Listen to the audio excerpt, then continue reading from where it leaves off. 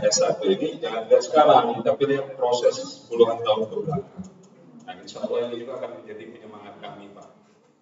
Jadi senang sekali rasanya duduk di kelas, ada AC-nya, ada mikrofonnya, ada smart TV-nya.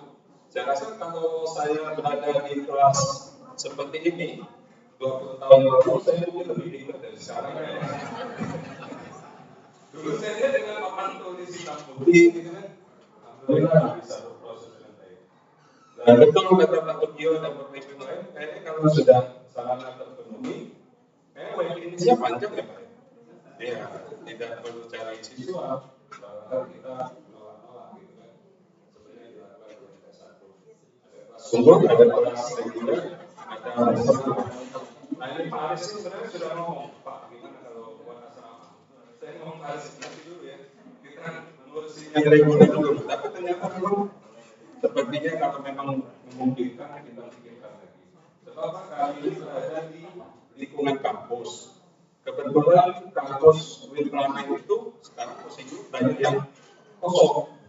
Gedung-gedung yang kampus-kampus satunya karena dipindahkan ke kampus utama yang ada di Mendalo. Nah, mungkin gedung-gedung yang tidak digunakan saat ini bisa difungsikan kan begitu. Baik, kami terima kasih banyak sudah menginspirasi sekali dari keluarga besar MTS 1 dan memang ternyata jangan lihat sekarang ya, tapi memang bertahap ya. Puluhan tahun berproses termasuk juga perawatan. Nah ini Pak Aris juga mungkin yang harus kita pelajari. Tadi saya sudah catat KMA sebagai landasan kita bahwa komite di negeri saja itu bisa dan boleh dibawa Kementerian Agama, apalagi kita di swasta tentu harus kita pegang erat itu peraturan sebagai landasan kita. Ya kalau kita tidak berani ya nggak maju-maju. Ya kalau kita tidak berani berubah dan berani menghadapi LSM yang resek ya kita nggak maju-maju. Dan kami itu di tengah kota Pak, sasaran empuk, dikit-dikit ada berita datanglah LSM, viral di TikTok. Kadang muka saya, kadang muka Pak Aris Pak yang viral di TikTok. Nah gitulah ganti-gantian Pak. Ada kendala dikit dengan siswa, dilaporkan orang viral lagi di TikTok. Nah itulah, jadi MTS 1 itu sebenarnya di TikTok udah viral, tapi kita harapannya viral ke depannya itu viral dalam hal-hal yang baik, hal-hal yang positif. Begitu ya, terima kasih. Ada lagi tidak mungkin dari MTS 1? Siapa? Oh, iya Pak. Viral yang baik. Memang lawan mantan wartawan Pak. Ya, Pak. Jadi tadi itu kan disampaikan bahwa itu bulan 100-an ya. Kalau saya tadi berpikiran nggak kasih Pak.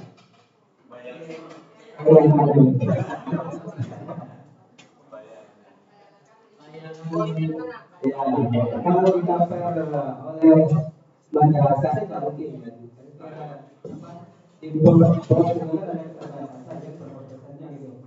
Walaupun negeri ini punya IPA, kan tidak bisa bilang satu item dipakai untuk IPA dan POS gitu. Nah itu Pak, mohon penjelasannya.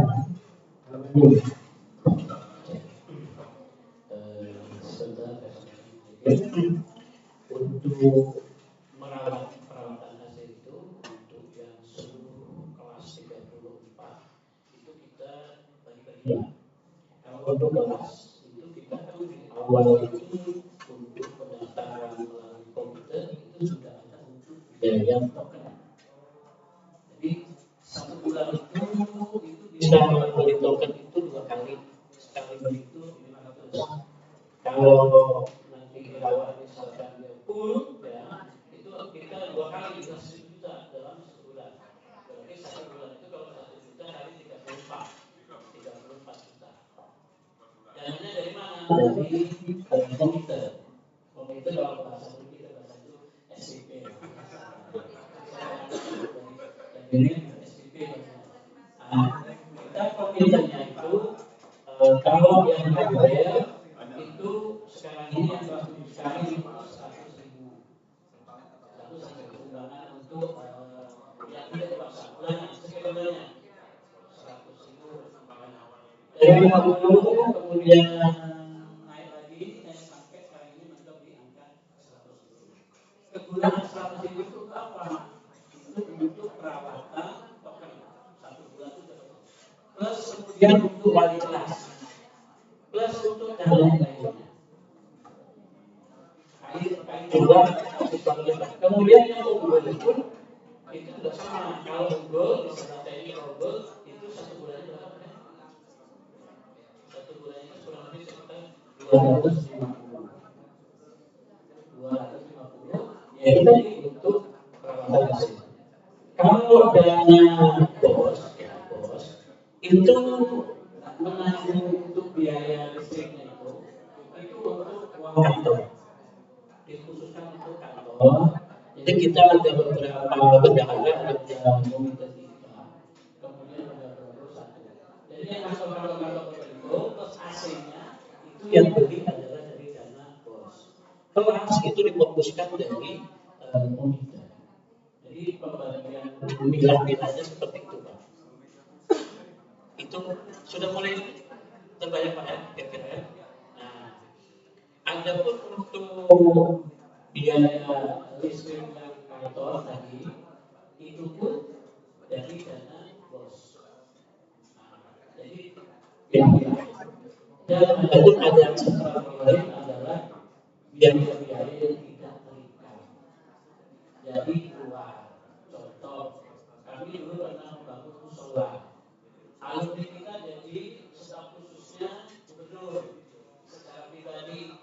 Apalagi kan sekolah bapak itu ada di seputaran kantor gubernur. Kenapa kita nggak bisa menerobos ke situ kan gitu? Nah itu yang tidak terikat.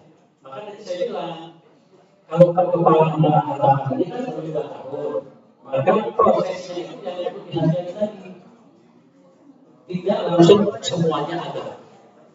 Kita perlu musyawarah ya, kita berupaya untuk bagaimana ada. Mungkin itu Pak ya, yang lain yang Pak Ketua silakan. Ya, saya tambahnya Pak Aris. Mungkin bagaimana mekanisme bukan penguatan ya, mengambil sumbangan uang itu yang mungkin belum diketahui. Untuk mekanisme kita mengambil atas sumbangan ini, yang pertama kita punya program tertentu.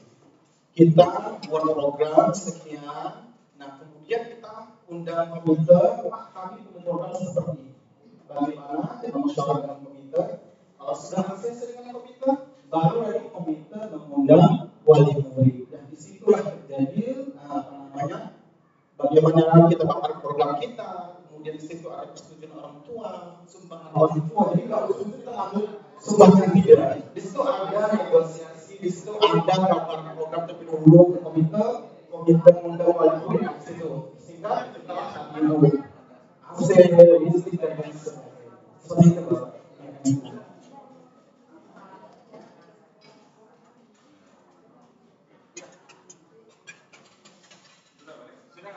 Baik, sudah terjawab ya Pak Aris ya? Dijawab sama Pak Aris. Ya, Pak Aris nanti kontaknya biar obrolan berikut.